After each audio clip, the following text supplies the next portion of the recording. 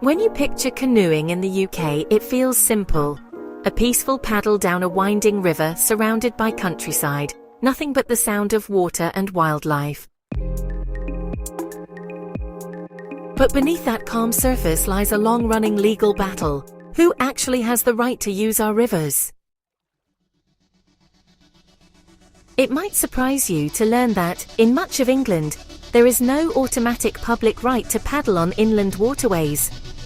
Unlike Scotland, where access rights are far broader, English rivers are often subject to private ownership. The riverbed may belong to landowners, and with that comes control over access. This has created tension for decades between paddlers and landowners.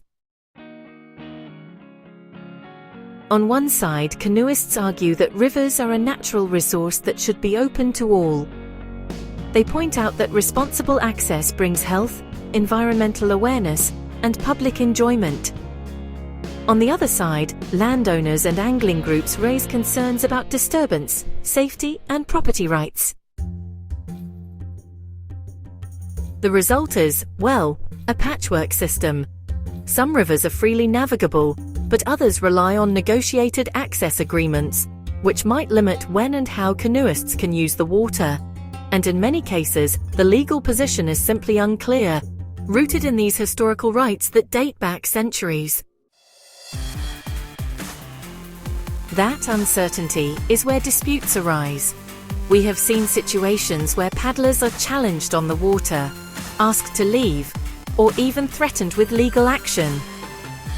Equally, landowners may feel their rights are being ignored.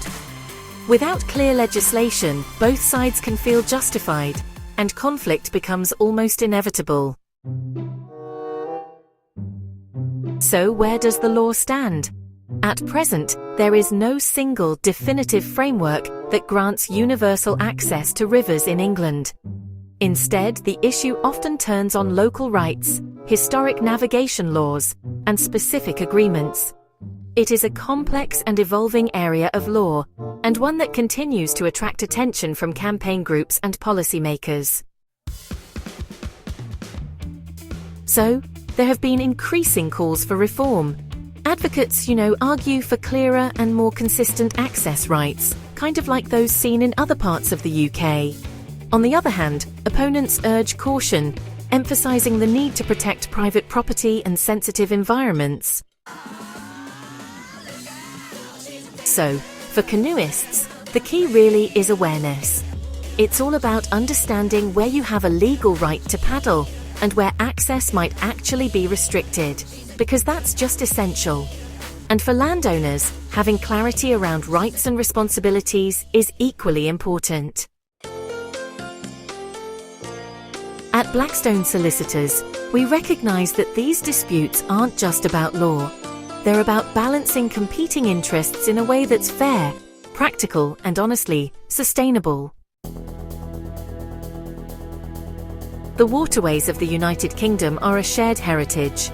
But the question of who can use them, and how, well, that remains very much unresolved. Until the law becomes clearer, the debate will continue to flow. Blackstone Solicitors, navigating complex legal waters with confidence.